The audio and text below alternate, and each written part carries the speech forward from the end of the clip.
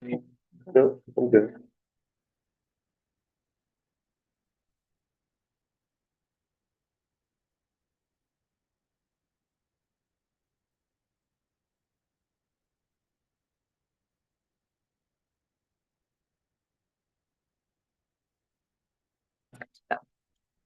Good morning, I'm Mount Vernon. This is the Real Estate Committee meeting. It is November 22nd, 2024. It is 9 p.m.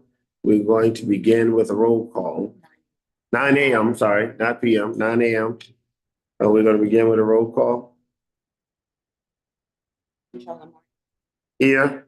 Assessor Banner. Here. President. All right, thank you so very much. Moving on, approval of the September 27 minutes. I make a motion that we approve September 27 minutes. A second. Ready for the roll call. Charlotte Martin. Aye. Aye. All right, thank you. All right, correspondence. We got some offers on property from Substantial, Substantial Funding LLC for 52 Mesero, 234 East Fifth Street, 142 South 4th and 119 South 4th, as well as 519 East 3rd Street. 529. 529, I'm sorry, 529 East 3rd Street. Those were written correspondence? Yes. Okay. Right, and those were offers that were made on the property? Yes, with financials attached. Okay. All right, and so we know where we are with those that we basically have been cataloging all of those proposals because of what we had been working through with all of the legal matters. The recent change kind of in the law.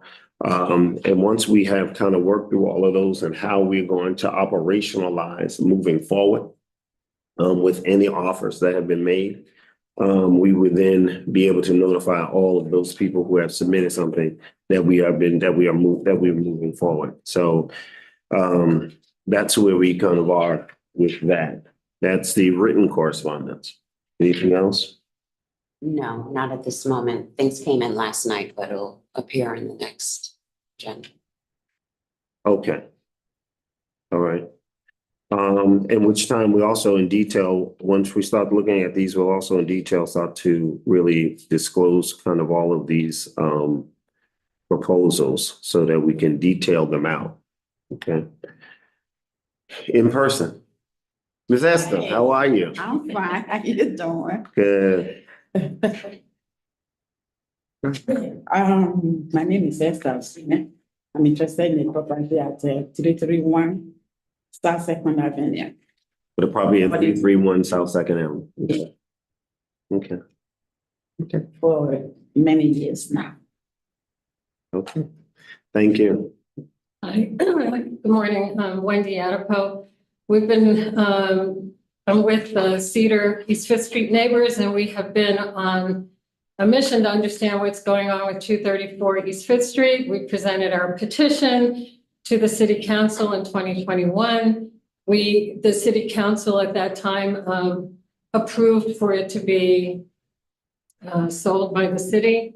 It went to the real estate committee, I think, on several occasions.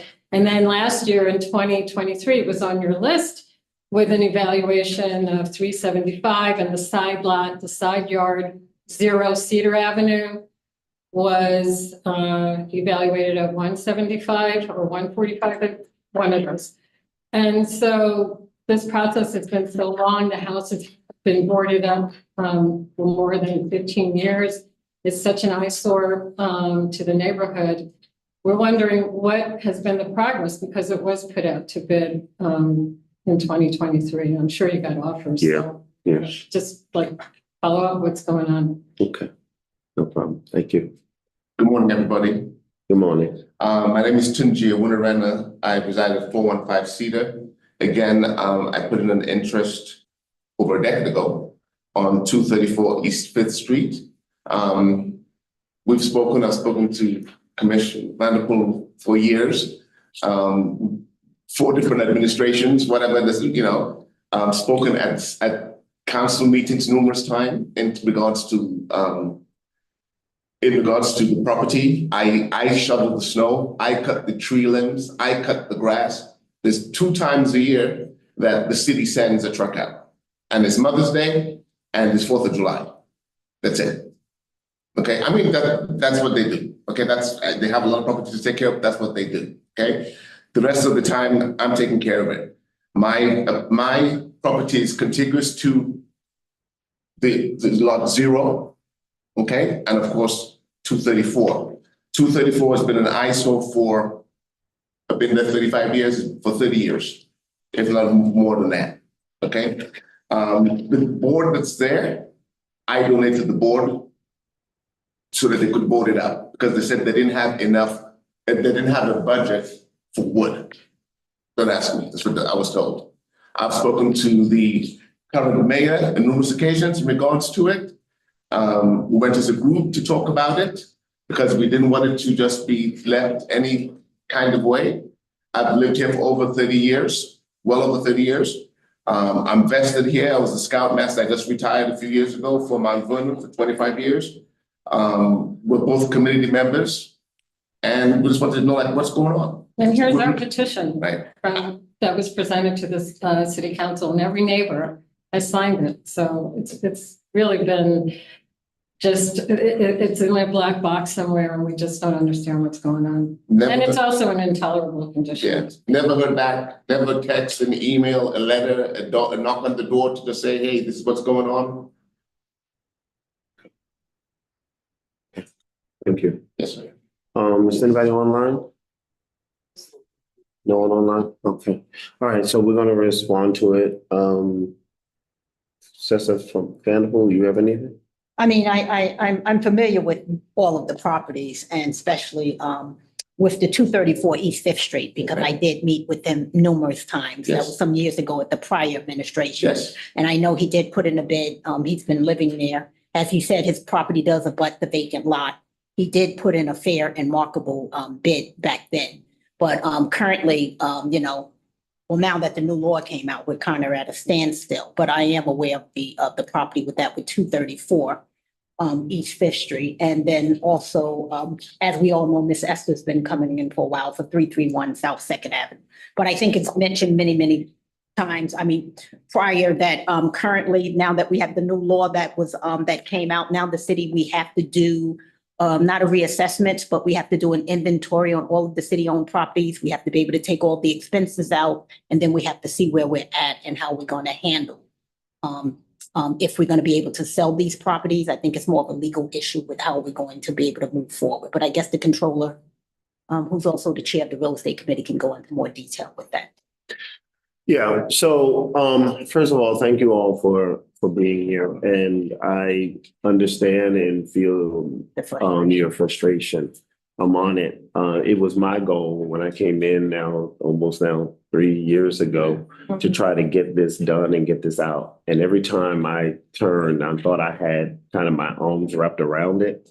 Something else kind of came. And so, for example, this Supreme Court case of Tyler versus Hennepin County came in, and then there was no direction that came down from the Supreme Court to the states as to how to do this. So then we had to wait on the state to kind of really then change the real estate property law related to foreclosures and selling of those properties, on it. We finally, about 2 months ago, they finally kind of updated the law, which kind of gave us a clear understanding of what our responsibility was.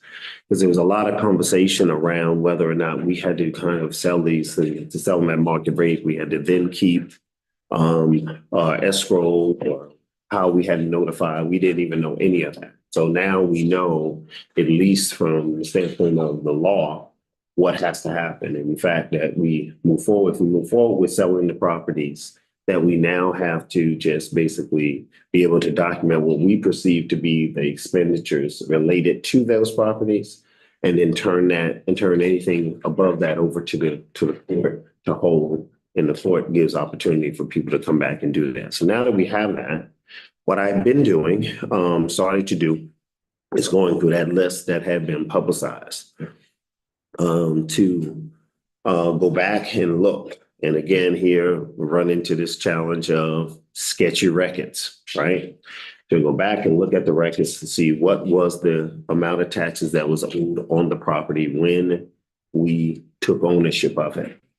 And what any of the expenses related to the foreclosure, and to any other expenses related to the property as a part of that, right?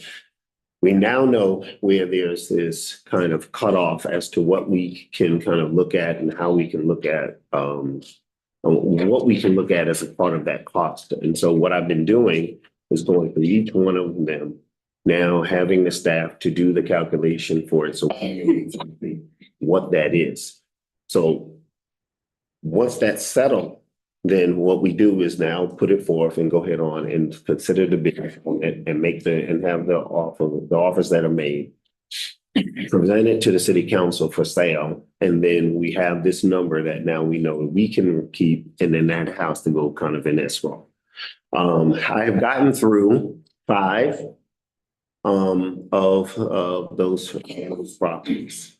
I have not actually gotten to 234, which actually is probably the next one on my list to do, because how I started is I started off with those properties that we actually had somebody that was actually in them, or we had a family member, particularly a family member that's in them. So we could try to see if we could get those properties back right on it.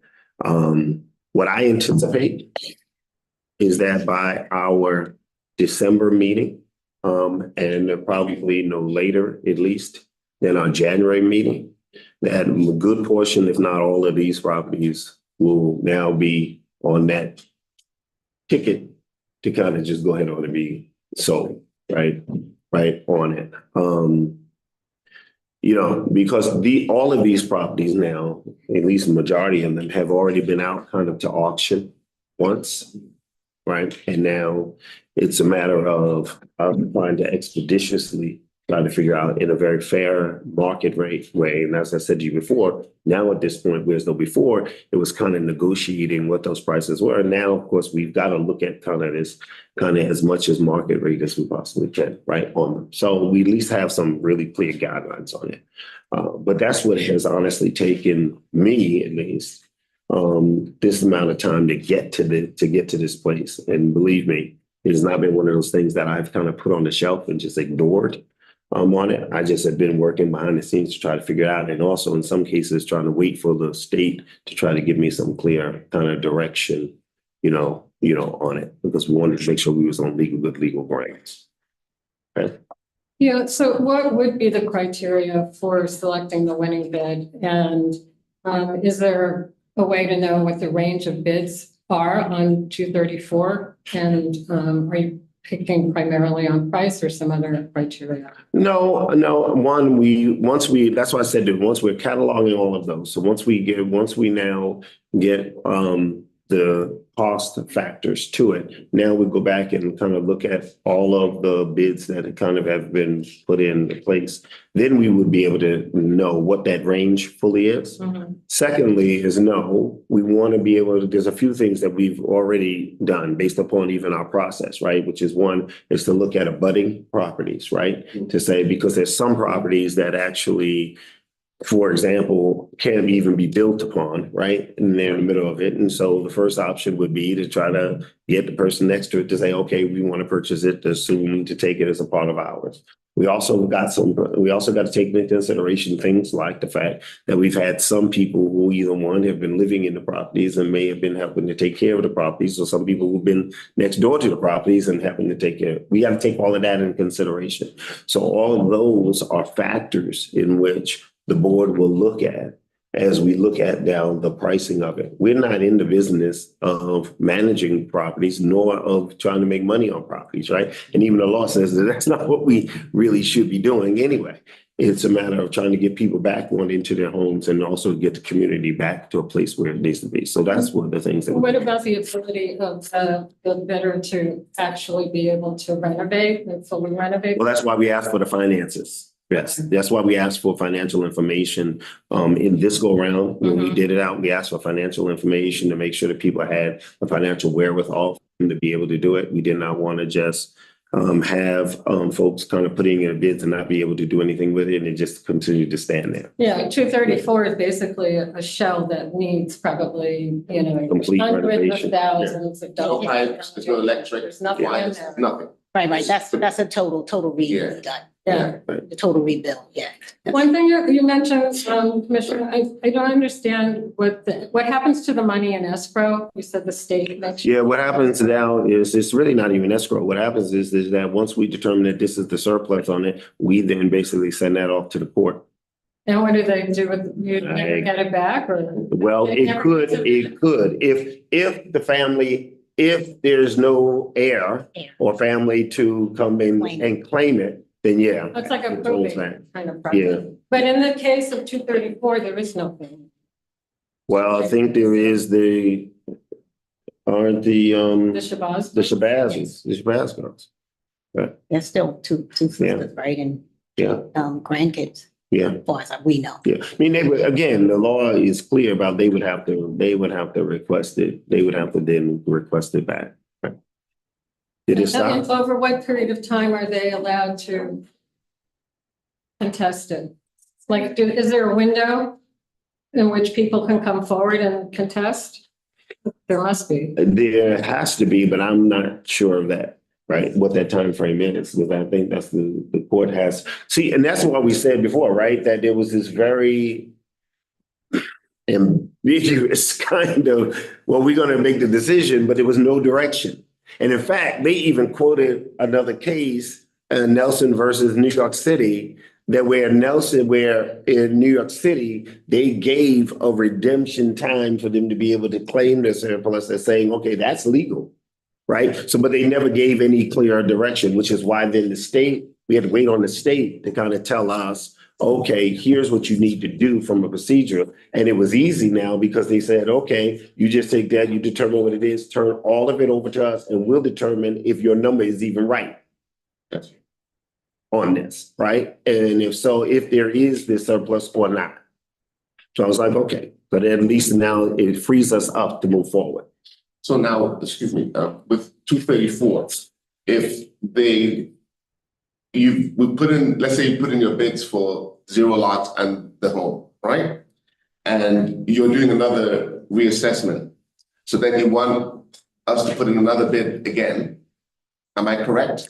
Or are you going based on what was already given? Because I did. At this point, we're gonna go based verification. on this point, we're going based upon what we already have given, because that's what we said, right? We sent it out and we asked for people. We even went back to the people who had put in one before and said, okay, is this your best and final offer? We want to put a fair ground, right? Say, this is what it is. I never put that low. Right? So if that's going out, I mean, I put it out, I got all the documents that was needed.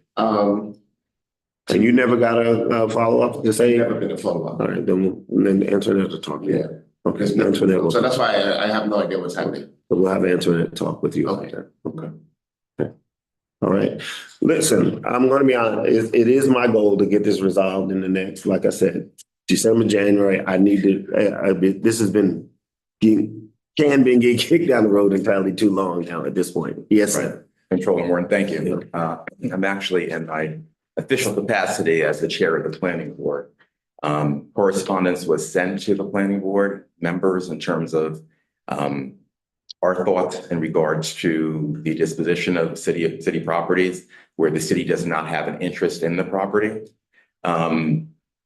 We feel that it should go to auction, that it needs to be a transparent situation wherein a lot of the community feels that only some people are made aware of these properties. And to really be fair to everyone, these properties should be going to auction. And then you talked about the city not managing properties. I understand, but it's been a blight in certain communities. You're talking about East Fifth right now, where it's been about 20 years. You've got, rodent infestation, things of that nature that affect some of the other adjoining properties. So something should be done, and that could all come into the price of the property as well.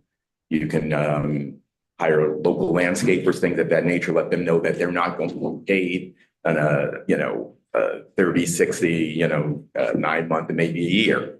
But at least they're going to maintain these properties so that those that live in the surrounding area have a better quality of life.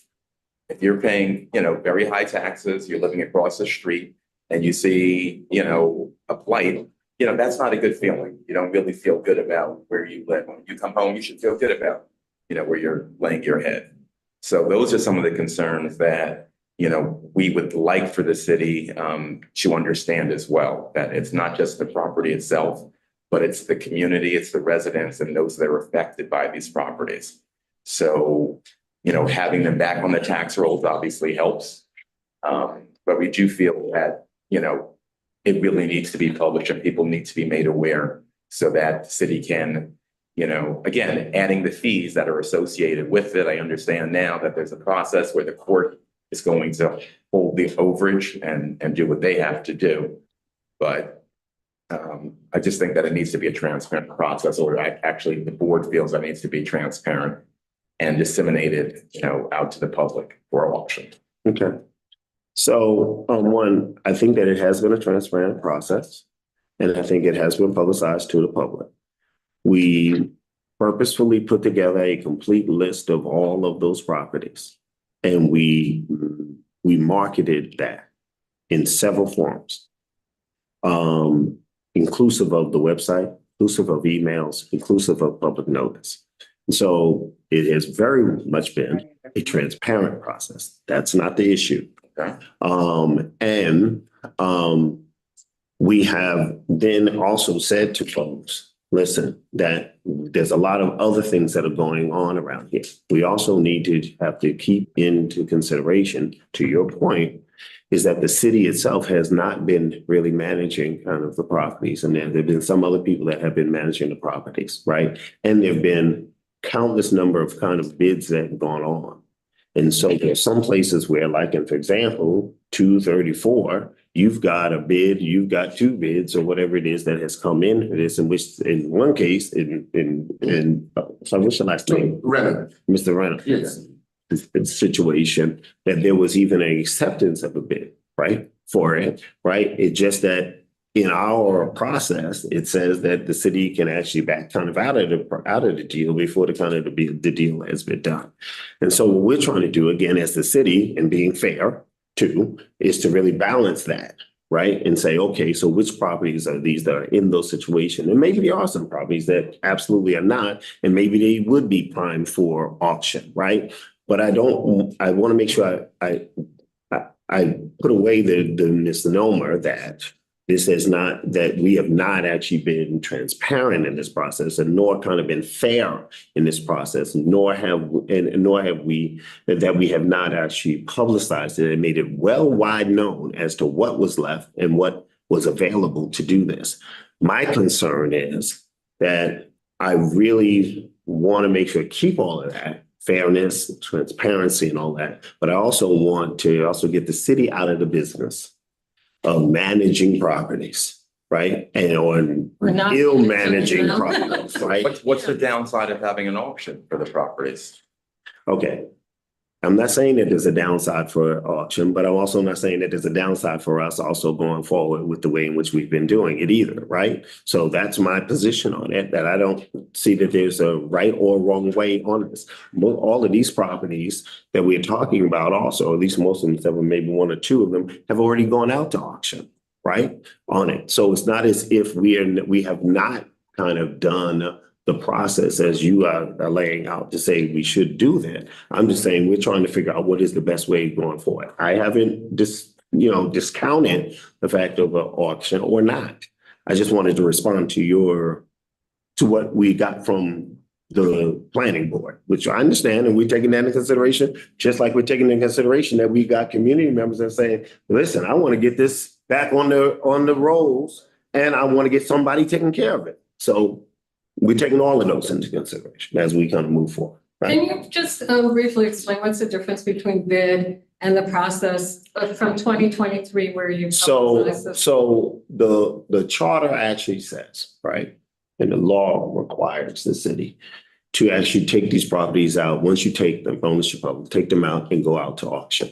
Unless the city has deemed that it's going to use it for municipal use, right?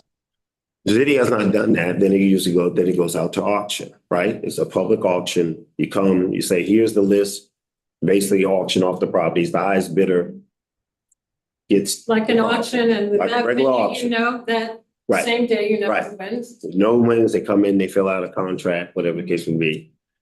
Then the charter says that once that has been done, if there's not been any bids on it, or that a property itself has actually, or the bid didn't go through, that the city then can keep what they call a private bid, which means that somebody puts in a bid on the property itself based upon the criteria that has been set forth. So what I ended up doing is that when I came in and looked at it and looked at all of the properties and most of the properties at least had already gone out to bid and still was on the city's inventory.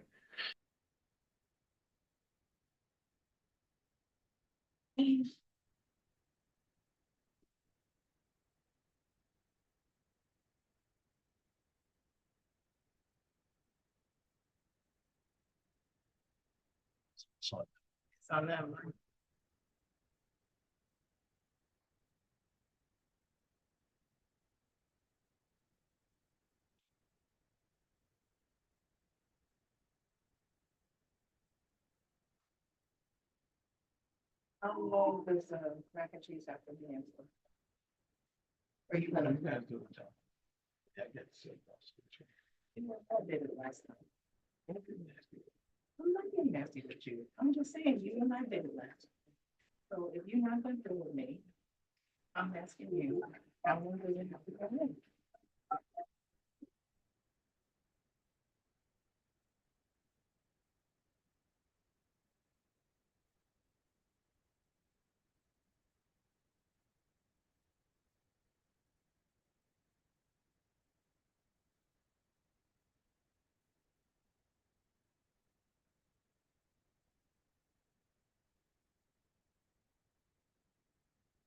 Please leave your message for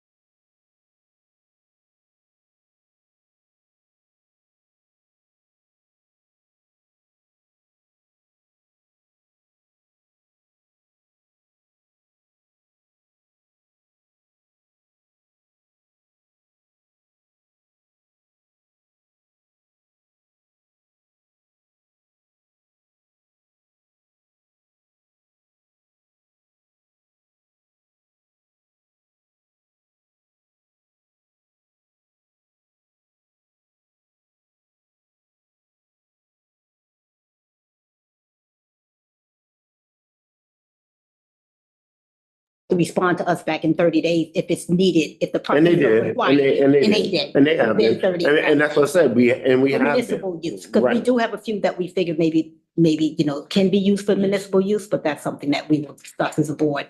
So, yes, but, no, And I, 234 is not one of those that would be for municipal use. No, you had come back on that and said no. Good. And thank you for shedding a lot of light, because at another point, when it was closed, I said, okay, it's closed, we should be hearing soon.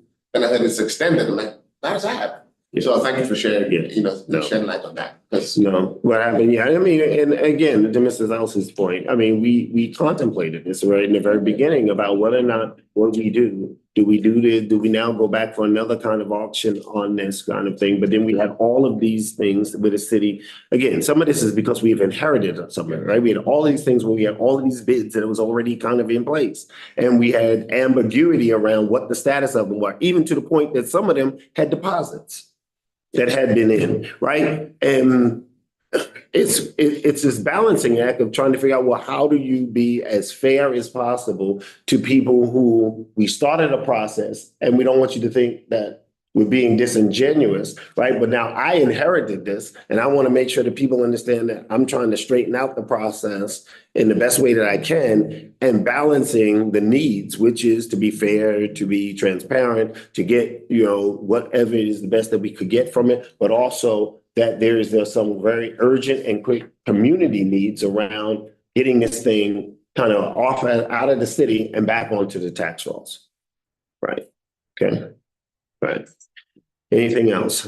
So 234 is the number one priority for your next. It's on, yes, absolutely, because believe me, I have seen it. Even though honestly, I think I may have gotten some communication. I think I may have gotten some communication from you about it. I believe I have responded to, You right? did. Okay, I want to make sure. I believe I'm usually good at my responding, right? And so, but now, I think we've come to the end of the road where we are, right? And it may be a balance of it. It may be that we auction some of them, and some of them, because of the urgency of where it is, like there's some of them that just absolutely, to me, we need to look at the bid and we need to move it because there's a problem, right? And then there may be others that. I mean, it's dangerous. It's a huge property with ice. Exactly. Snow. 2 weeks ago, I called the police department. They brought 5 cars because the people like hanging out. It's on It's been a problem It's crazy. here. So I'm like, So those things that I need to know, because some of this stuff doesn't come to me. And granted that I am the responsible person according to the charter for yes. stuff that's not municipal use. So some of it I don't know, but I do need to know more. DPW all the time, Yeah, no, the best thing to do is to call me. Best thing to do is call my office, because at this point, I may not know. And I really need to try to put the system in place. All right? Okay. So that's, so actually we morphed into the new and old business. So, because I was going to report out that I now have moved forward with actually calculating all of the expenses for these properties. I've gotten through at least 4 of them. And I started off with those that actually had occupants in them because of mainly the liability. The next on that was also those that also now were abandoned, like 234. There's another 2 or 3 others that kind of are like that too, because again, of liability around it, right? So I was trying to take that methodical kind of approach to it. And so I anticipate that December and January will be the times in which we'll come back with very clearly, here are the ones that we want to push off to the council, or here are the ones that we want to actually put off to a public auction, if that's the case. But we're having this conversation with the council as well. Make sense? Okay. Anything? Just one, if once 234 so what is the transparency process around the selection of the We'll do that all in public meeting. in the real Public estate bidding meeting? Yes. So just watch. Yes, we'll put out a notice of saying these are the ones that we are actually considering the bids on, or whatever it may be. And we'll put that notice out to everybody so they know that these are the properties that we are going to be looking at. And I think it's fair too for us to say that once we do the real estate committee, we just recommend that we should accept that. And then we have to pass it on to the city council, and they have to. And they have another opportunity They have to go another there. opportunity to either come back and say yay or nay. So it's good to put that out. How do you find out when all of this stuff is coming up on an agenda? Like after you make your recommendation, then is it the very next city council meeting that's It should be. It should be. It should be. You can Right. check with the It city should be. clerk's office. So for us, my opinion, or probably direction, is going to be that one, we're going to definitely put out notice that the item is going to come up on the agenda. We'll do that through our public noticing, through our emails, through our website, all of that, to make sure that in all of the venues that is there. So everybody will kind of be aware that these things are coming up. I keep telling everybody who put in a bid or is interested in a property, just keep on looking out for these meetings and the notices here. And I know that it's been a very long time. Believe me, I'm not quite the kind of frustrated that you all are, but I'm frustrated with this process from my angle because I thought I was going to be able to get this kind of wrapped up sooner than now. Anything else for the agenda? All right. And the next meeting is December. You know, Christmas is around that time, so we want to make sure we're not Be the week before Christmas, Just just the- like this is the week before Thanksgiving. just the week before. Yeah. it's Okay, Friday very good. before. Okay, very good. I don't want to, be right at it because then we'll probably No. change it. Okay, very good. So Before Christmas or before New Year? It's the Friday. That is- Friday before Friday Christmas, before. That is on the 20th. so it's the 20th. It's on the website. Don't quote me. Is there a motion to adjourn? I make a motion to adjourn. Second? Yes, stand up the second. Ready for roll call? Stella Martin, Aye. Cesar Van. Aye. It is now 9:40. Thank you all. Motion, the meeting is hereby adjourned.